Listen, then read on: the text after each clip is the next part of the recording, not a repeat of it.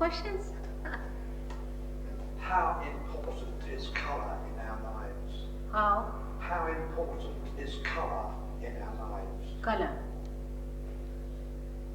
which is important if you understand the value in vibrations.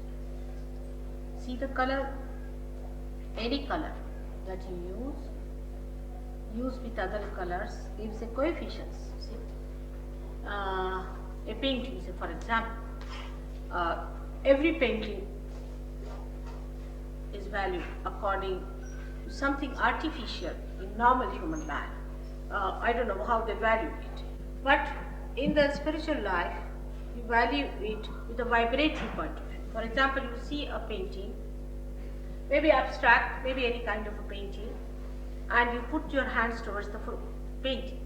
If the person who has painted it is a realized soul, for example, I will say Michelangelo, he was a realized soul, and he's done the Sistine Chapel. If you see the Christ he has made, is absolutely very near what Christ was. But other people, you see, they make Christ in such a horrible way that bad vibrations coming, and I mean, I don't know how people like it, but some people say, oh, it's very great and it's very valuable. I just don't understand. It was nowhere near Christ. It is not good colors, and it's the inside, the filth inside. You see, people are trying to express. For example, to show Christ in just like a skeleton, is sadism. How can a person who carried a complete cross be like that? You can imagine. You see, he was a healthy man. Not healthy, he could take 5 of modern people and just swirl them in the hair. You see, he was such a powerful personality, and such a man can only be non-violent.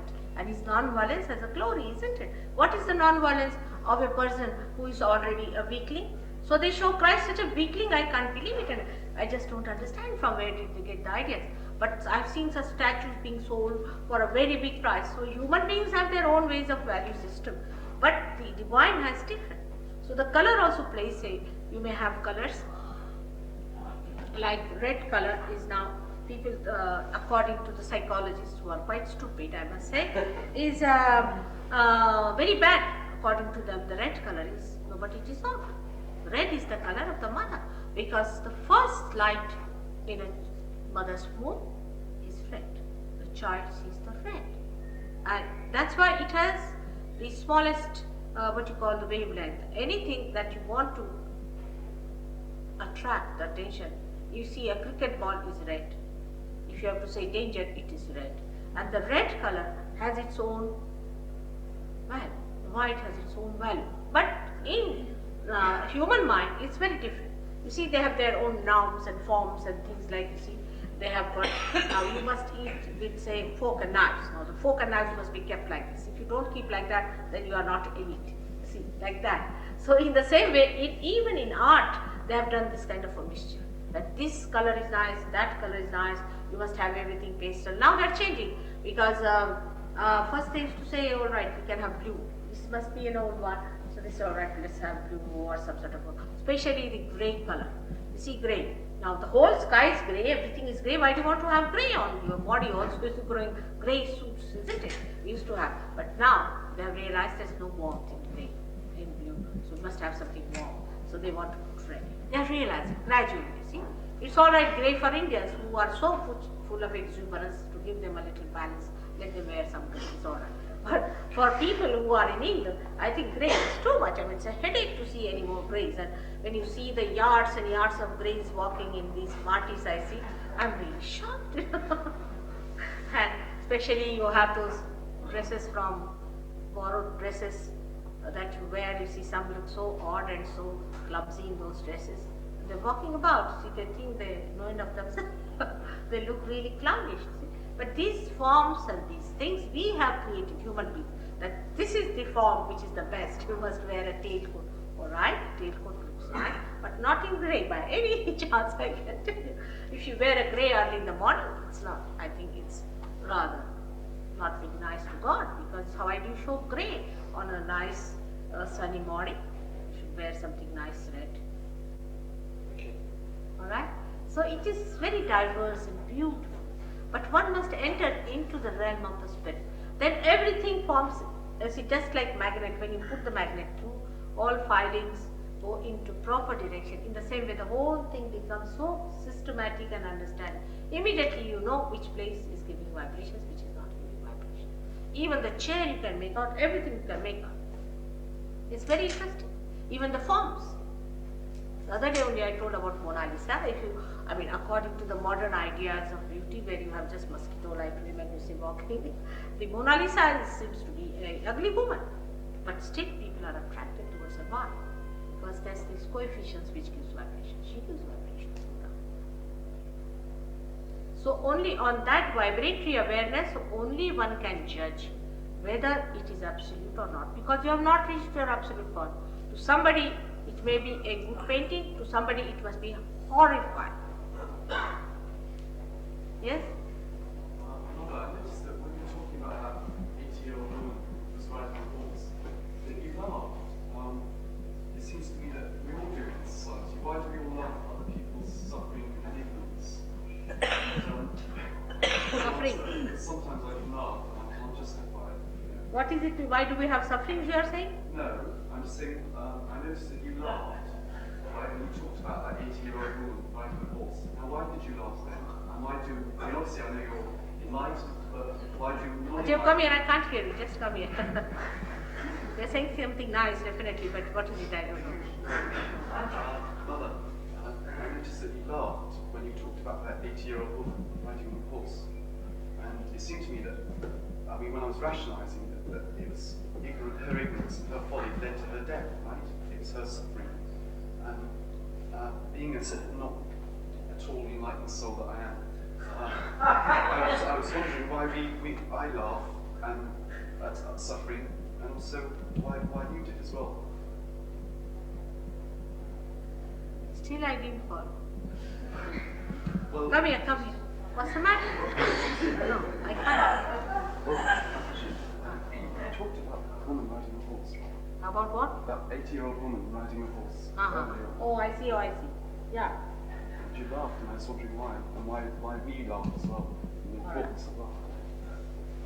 Because it is nonsense for an 80-year-old woman to sit on a horse. See, you're not supposed to sit. You see, ask any wise man, say from India, get a villager, he will just laugh, that he wouldn't understand why an 80-year-old woman, you see, poor that horse, how far can it look after that old woman? Why to trouble the horse like that? See, an old woman should know that she is a liability on a horse. And she should not jump onto a horse, isn't it? It's simple as that. You see, an old woman should behave as she's old. She should accept her old age. It's a very great thing to be old, and it's such a glorious time you have as an old woman. I enjoy my old age the best of all, and I think it's a great thing to be old. But to behave like a child of, say, 15 years and getting on a horse when you are 80 years is wrong. That means there's no sense of proportion. One must mature with time. See, the maturity must come. Like my grandchildren would like to play with the little cars, alright? Then my husband would like to play with his own car, which is a moving car. Maybe I may be sort of a little bit too oldish and over mature. May not like to play with these things. I may like to play with your kundalini. So, it's stupid for an 80-year-old woman to get on top of a horse. It's absolutely stupid. As it's stupid for a little child to get on top of the house. See, everything should be done according to the age. It's only why she got into the house. Why? What is the need? Only because her ego is there. Simple thing as ego. She doesn't want to accept her age. She doesn't want to settle down as a mature old lady. It's nice to be very old. She doesn't understand how nice it is to be old. In this country only, I don't know why people ridicule, but all your leaders are very old. Surprising. Margaret Thatcher is slightly older than me. All your leaders are old, and why do you ridicule old age? I don't understand. Unless and until you are old, you are not going to be accepted as leaders even in this country. British are that way quite wise. I think only William Pitt was the man who was very young, and it's something so remarkable. I mean, old age is very much respected in a way. And you must respect your old age, not to behave like a little boy of 15 years to get on top of a horse, you see. And this horse must be nervous, I'm sure, because horse understands who rides. Alright? What I was trying to tell, that how people become stupid and they don't understand they have been stupid because it's just ego. Why do we laugh at ego? The pardon? Excuse me, why do we laugh at ego? Laugh at ego. Yeah. On stupidity, what do you do? I mean, you can only laugh at people who are stupid. We can only laugh, isn't it? What else can we do? They are stupid, startlingly stupid. Because, you see, this woman could have taken to Sahaja Yoga, she could have got cured, she could have been alright, she could have helped people. Instead of that, she's spending her time in going on a horse. Now, she's done it that long time back. Why is she doing even now? Why does she think that there are very few years left for her? It is important, these are very important years. Let her do something sensible. There's no sense in this. The only thing you can do is to laugh. There's no sense. What is the sense in going about on a horse like that? It's a possession of the ego, I think. Horse is horse or motor car and all these things are thing of it. I know of a lady in India, her husband was a governor, and I used to think she was a sensible woman. But as soon as he retired from governorship, she died. She came down from the horse. Isn't it good to laugh? Isn't it good if one looks after mental patients and all the crazy little things they do? We couldn't look after them if we didn't laugh at times. Yes, we that's. have to laugh. You see, we have to laugh at many things. It's a joke, all the time. The whole thing is a drama in which you see something stupid, then you laugh. You see something funny going on, you laugh. It's better to laugh than to be angry. Better to laugh than to be angry, isn't it? What's the use of getting angry with a woman who's already dead? There's no wisdom. No wisdom in this kind of living, you see. That's what I was trying to say, that a person with his ego loses his wisdom. There is no wisdom. Human life is very precious, not to be wasted. I mean, if this woman had lived, I knew her very well, that's why I'm saying. She would have done something good. Her life would have had some meaning, but she was not born. So your laughter was from pity then? Pardon? Your laughter was from pity then? You see, I laughed because what am I to do now? I mean, what to do? I mean, I felt very sorry. The husband is left all alone now in life. He doesn't know what to do, and I don't know what to do, because the husband is a very nice man. He's a very big man in the country. He's regarded as a lord of something, and he's a minister also. I don't know he's now minister or not. I know them very well. And the poor fellow is now doesn't know how to manage his household, anything. He's left high and dry for nothing at all. And if you ask the gentleman, he said, I don't know why my wife was so crazy after the horses. You cannot explain these things, but then you just laugh. It's better to laugh than to be serious, isn't it? Only if somebody dies in your family, then it's alright. Otherwise, all the time we find what we find people very seriously doing about. And doing what? What have we done? What have we done with all our seriousness? Created these horrible atomic bombs for our destruction? What have we achieved with all this seriousness?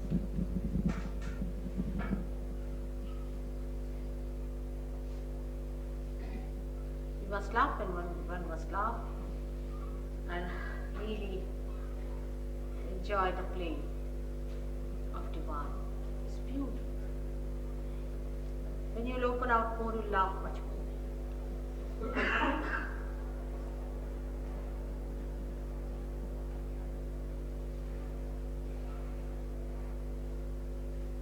Any other question? The sages of India Yeah. and the yogis have always told us that when we meditate and do pranayama, the spine must be straight. Yeah. Why is that? Will the Kundalini not rise if the spine is not absolutely straight? You see, these methods were employed at the time, very long time back. Mataji Yoga was practiced long time back, when we had a very different type of living. Like 4 types of varnashramas we had. The first one was where a person had to be completely celibate and go to the gurus, stay in the forest, have the education till the age of 25 years. That was the age when they selected some people for self-realization, a very few. And then they talked to them about 8 things called as Ashtanga Yoga, in which one of them was called as Yama and Niyama, which meant the correction of the body, correction of the morality, correction of the behavior, everything. Yama, Niyama. Niyama means the laws. Now, in that, because the children, when they are small, if they bend their spine too much, they will develop in any case problems, in any case. So they said you must keep your spine straight. But this prana that they told was done after the establishment of spirit. You'll be amazed. Ishvara Pranidhan it was called as. It was called is the establishment of the spirit. Once the establishment of the spirit is done, then the Kundalini starts moving. Then you know what is the center is catching. According to the center, you have to do a particular exercise. But the modern one is very different. I mean, that has nothing to do with it. It's just they have taken out only that part where you have to do exercise. And it's really maddening when I see that. That this exercise is something like taking all the medicine together without understanding when you have to take which exercise for which part and what is the need. Because unless and until the Kundalini is moving, how will you know? So the whole thing is upside down. It would be something like without starting the car, you start moving your wheels and everything. So what people are doing today is absolutely opposite what they should have done. See, in the other way, I can say in another word can be that it is all artificial. Because the Kundalini has not moved. First the Kundalini has to move. First the Ishvara Pranidhana has to move. And this is the problem today, at least with the people who have done Hatha Yoga. Because I find their heart is a problem. Though they are seekers, they are doing it for seeking, no doubt. But the problem is, it is very, very partial thing they are doing.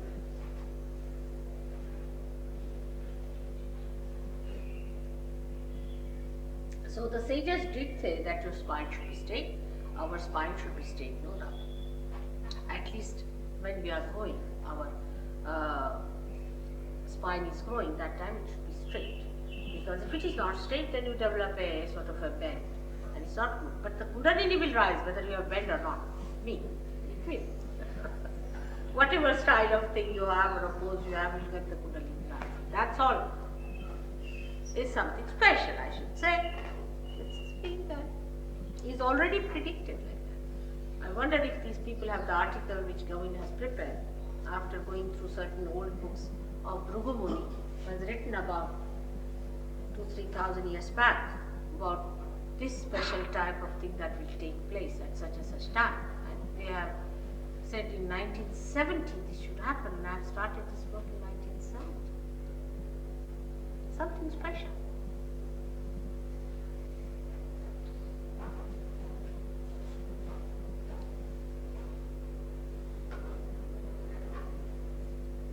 What else? Intellect, Your Holiness, you stressed on divine power. And as a Christian, I would like to know his relation to the God. And according to Christian philosophy, where he says, I am a follower of Christ's philosophy, and he says the way you should enrich your spirit is by denying the flesh, completely including the sex. So is it the same thing you are teaching? Of course, 100%. That means I am you deny teaching, your I am five- doing what Christ has already predicted about me. That means you deny all your five senses, including flesh. What? Completely. Deny what? Your five senses, your desires. No, no, I didn't say that. What I do you didn't mean say. by saying you're denying the flesh? No, no, I didn't deny. Yes. No, no, nothing of denial. What Christ has said, you are to be born again. Yes. Now the philosophy is what save us. Because what they have made out of Christ is something I can't understand. Because they are not seeing that they are not becoming the Spirit. Are they? They are not. Are they doing it? The philosophy is a different point altogether. You can make anything out of philosophy. But what Christ has precisely said is that you have to become the Spirit. He said that your hands will speak. What about that? Your hands will speak after this. You see, what Christ has said is going to happen, not what these people are telling you. What have they achieved? Say, your forefather might be a Christian, or they might be all Christians. What have they achieved? Nothing. Today the churches are selling in this country. Why? Because they have not been able to give the answer. I am here to give the answer. I am here to prove Christ. I am here to prove all that is written in the Bible. When also he said a comforter is going to come and you are going to achieve it, by which you will know my Father forever. What is that? They are not going to recognize me, these philosophical people, they are not. They will deny. He said, you will be calling me Christ, Christ, and I won't recognize you. These are the people. These are nothing but money-making propositions.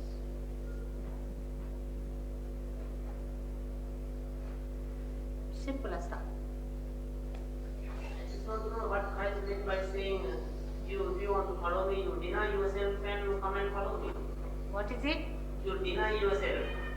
No, I never said that. What were you listening? In Gospel, Christ says,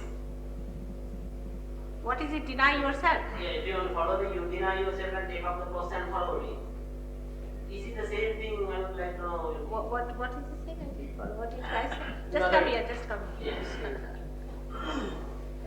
So Christ said you should deny your flesh. Your what? Christ said you should deny your flesh. Take Ah. up the cross and Yes, yes, yes, Yes, yes. take up the- deny Flesh. yourself and take Yes, up the yes, cross that's and what follow it me. is. Yes. I would like to know, is it the same thing you are teaching? Of course, all that. My child, it is what he taught and what he promised.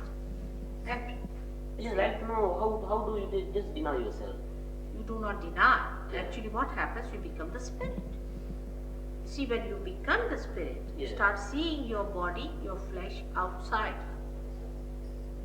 Yes, I understand. Alright? Yes. Let's say you are in the water. Then you are afraid of the water. You Yes. are in the water. But if you are taken in the boat, can you not see the water? No. But you are away from it. That's how. It happens. It's a happening. It's a happening again. Alright? What Christ taught, that's what I'm exactly doing. But not these churches. Take it wrong.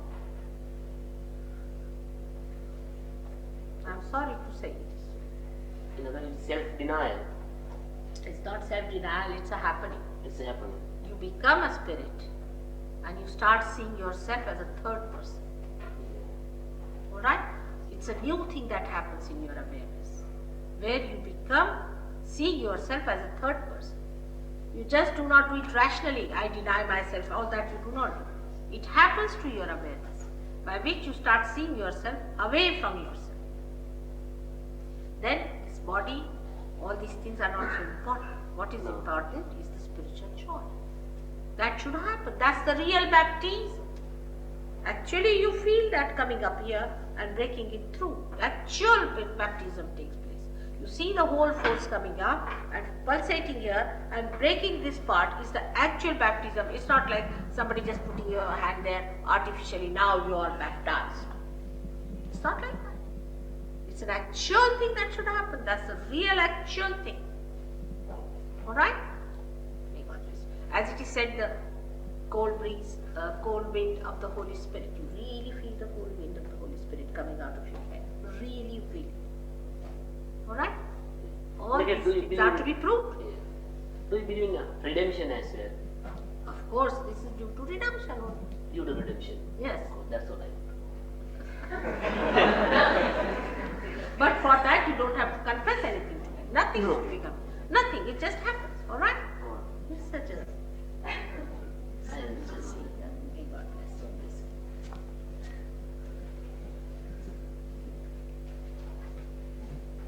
I tell you, if you really read Bible in an honest way, you will understand Sahaja Yoga very well. You must reread it after realization. You'll be amazed how many truths have been covered by these so-called philosophies. It's really very sad what they have done to Christ. I sometimes feel it is the second crucifixion of Christ.